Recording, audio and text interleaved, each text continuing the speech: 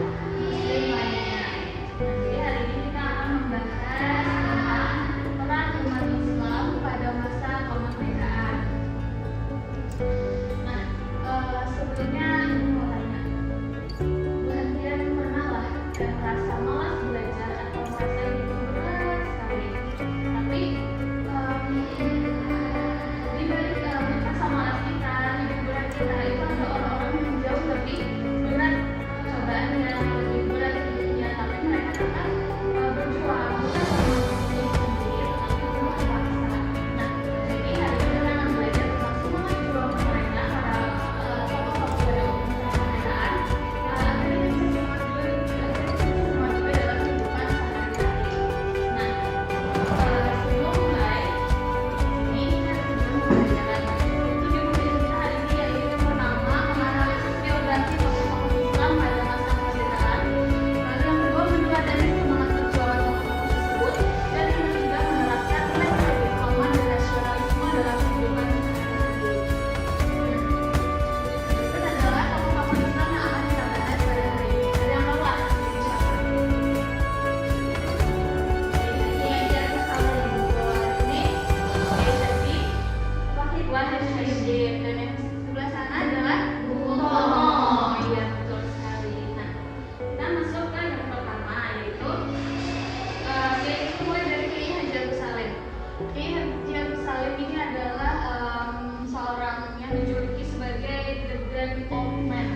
Nah, nama beliau adalah Masyhudul Haq, nama asli beliau. Beliau adalah seorang tokoh diplomasi dan juga jurnalis. Beliau juga seorang anggota panitia 9 PPKI. Terus beliau juga pernah menjabat sebagai Menteri Luar Negeri Republik Indonesia, dan serta beliau juga memperjuangkan pengakuan internasional. Nah, salah satu peran dari Kiai Haji Agus Salim ini adalah saat beliau itu menjadi anggota panitia 9 di beliau yang masih nah, beliau itu ikut merumuskan dasar negara kita itu Pancasila. Sila pertama, apa sila pertama? Pancasila keamanan Maha. Betul sekali. Nah, nilai-nilai yang kita bisa pelajari dari beliau adalah nilai kemuliaan, kebutuhan, dan kepiawaian beliau dalam berprofesi.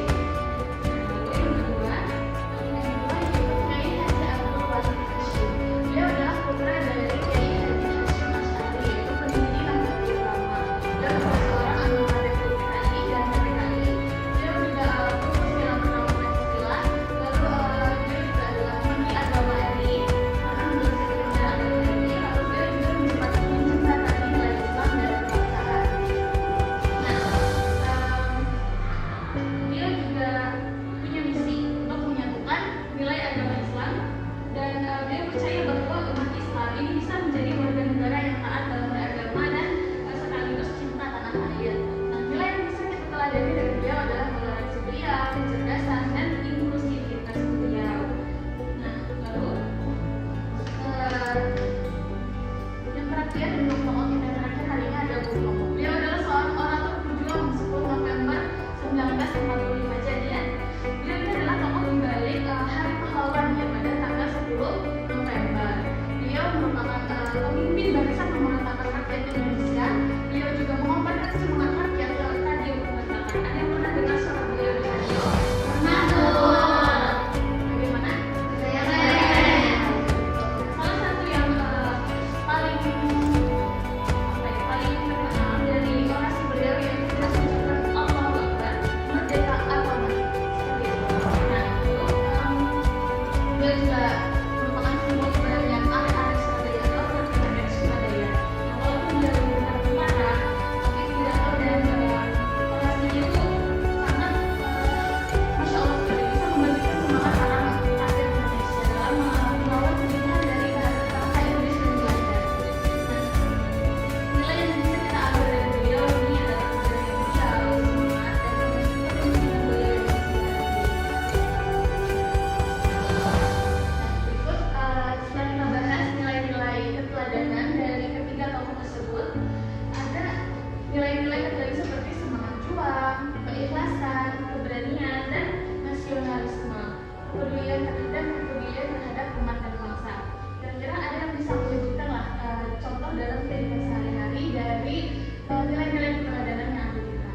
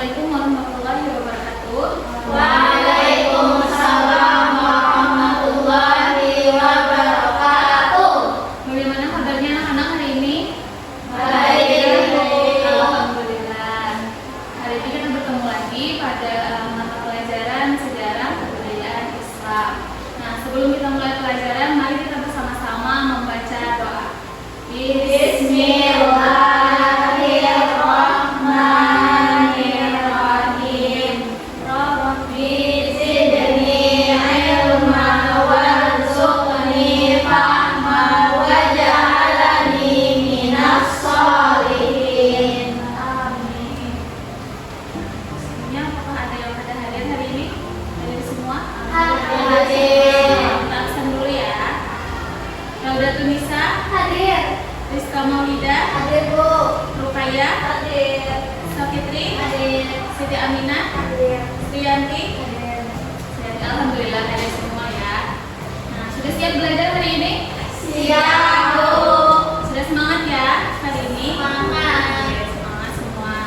Nah, hari ini kita masih membahas tentang bab peran umat Islam pada masa kemerdekaan. Nah, ada yang ingat lah minggu kemarin kita membahas tokoh Islam siapa?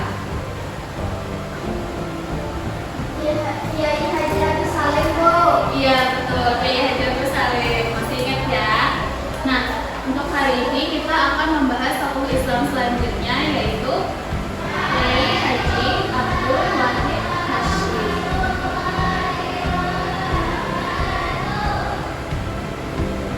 Jadi sebelum kita mulai, hari ini kita akan belajar tentang siapa sih Kiai Haji Abdul Wahid Hasyim ini. Jadi tujuan belajar kita hari ini adalah untuk memahami siapa Kiai Haji Abdul Wahid Hasyim dan menganalisis perannya dalam perjuangan kemerdekaan dan bagaimana kita mampu meladani semangat juangnya dalam kehidupan sehari-hari. Nah, kita langsung saja masuk ke profil singkat dari Kiai Haji Abdul Wahid Hasyim. Kiai Haji Abdul Wahid Hasyim lahir di Jombang pada Jumat Legi 1 Juni 1914. Beliau merupakan putra dari pasangan Kiai Haji Hasyim Asy'ari dan Nyai Nafifah. Ada yang pernah mendengar nama Kiai Haji Hasyim Asy'ari lah? Ada, Bu, pendiri NU. Iya betul, pendiri NU. Tepuk tangan untuk temannya. Nah, Wahid Hasyim sejak kecil dikenal sebagai anak yang cerdas. Nah, sejak usia 7 tahun, ia sudah menghatamkan Al-Quran meski tidak menempuh pendidikan di sekolah Belanda. Ia belajar secara otodidak melalui madrasah, buku-buku Arab dan kitab-kitab klasik. Nah, jadi kita sudah bisa melihat ya, bahkan di usia beliau yang masih muda, yang masih kecil, 7 tahun sudah mampu menghatamkan Al-Quran. Dan beliau tidak menempuh pendidikan di sekolah Belanda, yang mana waktu dulu sekolah Belanda adalah sekolah yang bersifat formal. Jadi beliau lebih memilih untuk belajar di madrasah dengan buku-buku Arab dan kitab-kitab klasik. Nah, jejak pendidikan di sini pada usia 13 tahun, Wahid Hasyim mondok di beberapa pesantren seperti Al-Hamdaniyah di Sidoarjo dan pesantren Lirboyo di Kediri. Meski hanya dalam waktu singkat. Nah, tercatat di Al-Hamdaniyah itu beliau cuma mondok selama 1 bulan dan di Lirboyo itu cuma beberapa hari. Nah, meskipun hanya sebentar, hal ini menunjukkan bahwa beliau lebih mencari keberkahan dari guru, bukan hanya sekedar lama mondok. Lalu setelah pulang dari pesantren, setelah beliau tidak mondok lagi, beliau memilih belajar di rumah dengan dukungan ayahnya yaitu Kiai Haji Hasyim Asy'ari. Lalu di usia yang 15 tahun, Wahid Hasyim sudah menguasai huruf Latin, bahasa Inggris dan Belanda yang ia pelajari dari berbagai majalah secara otodidak. Lalu pada usia 18 tahun, beliau berangkat ke Mekah untuk berhaji dan memperdalam ilmu agama selama 2 tahun. Beliau didampingi sepupunya Muhammad Ilyas yang telah menjadi menteri agama dan banyak pemimpin beliau termasuk dalam bahasa Arab. Nah, jadi kita bisa melihat ya, masa remaja beliau itu sudah sangat pintar, sangat dia belajar, sangat rajin sekali untuk memperdalam ilmu, bahkan sampai ke tanah suci. Nah, lanjut, kiprah di dunia Islam. Pengaruh pendidikan belajar secara otodidak membentuk karakter dan pemikiran Wahid Hasyim yang kuat hingga berpengaruh besar dalam dunia pesantren dan politik nasional. Nah, berkat kegigihan beliau yang belajar secara otodidak ini akhirnya memberikan pengaruh signifikan yang besar di karir politik beliau di dunia pesantren dan politik Indonesia. Lalu pada usia 25 tahun, beliau sudah bisa memimpin Majelis Islam A'la Indonesia atau MIAI, lalu mendirikan Ikatan Pelajar Islam atau IKPI tahun 1936 dan aktif membina kegiatan Nahdlatul Ulama sejak tahun 1938, termasuk mendirikan Taman Baca Pembelajaran. Nah, Taman Baca Pembelajaran itu adalah usaha dari hasil Ikatan Pelajar Islam atau IPI. Jadi kita lihat kayak waktu beliau ini sangat banyak organisasi, sudah banyak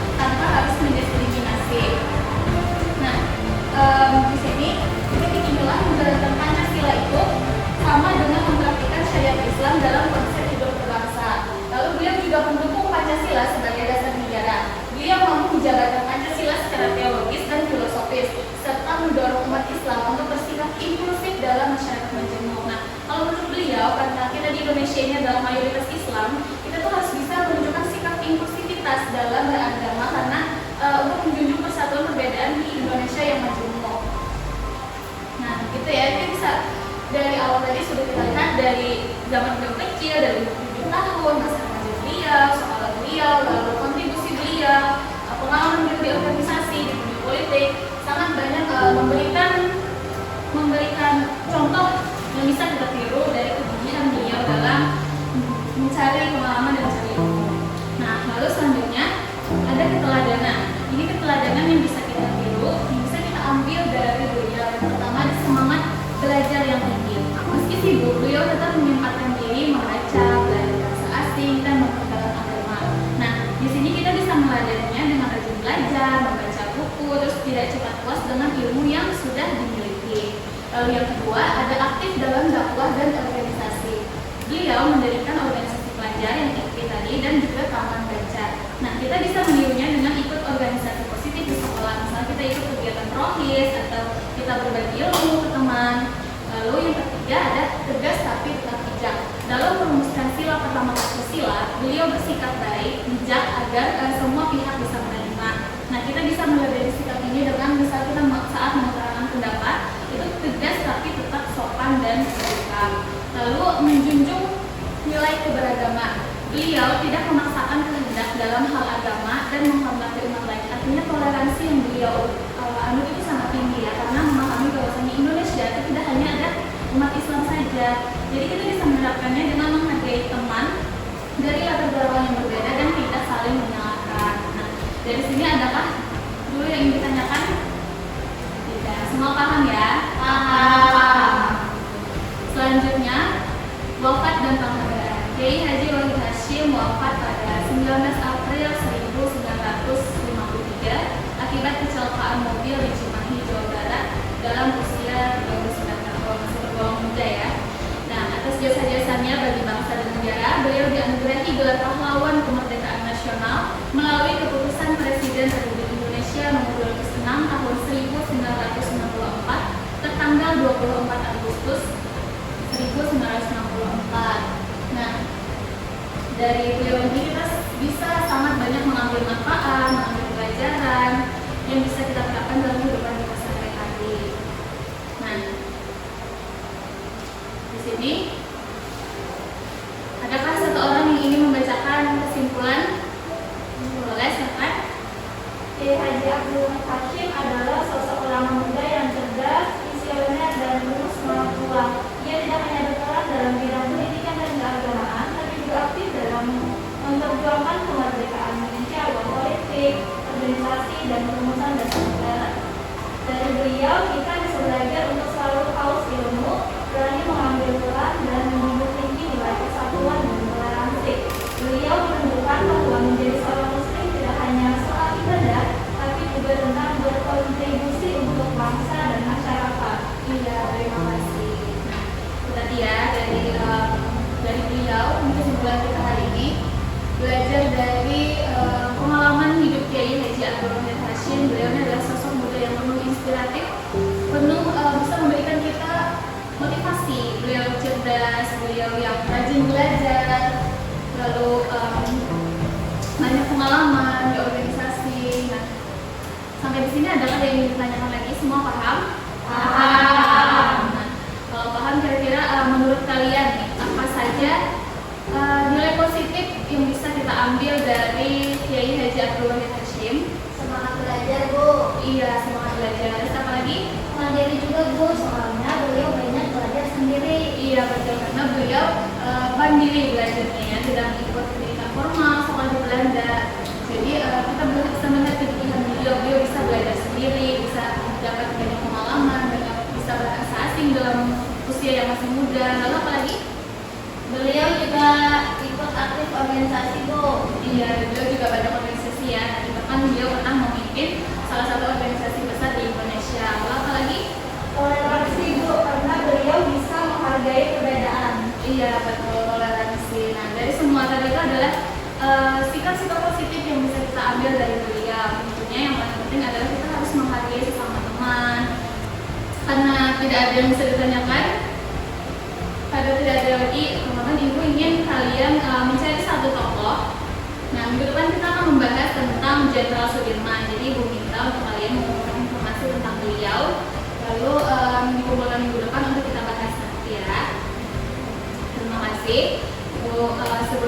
mengakhiri, mari kita bersama-sama membaca doa kafaratul majelis. Subhanakallahumma wa bihamdika asyhadu an la ilaha illa anta astaghfiruka wa atubu ilaik. Terima kasih banyak. Sekali lagi mohon maaf. Tetap semangat belajar, sampai jumpa minggu depan. Assalamualaikum warahmatullahi wabarakatuh.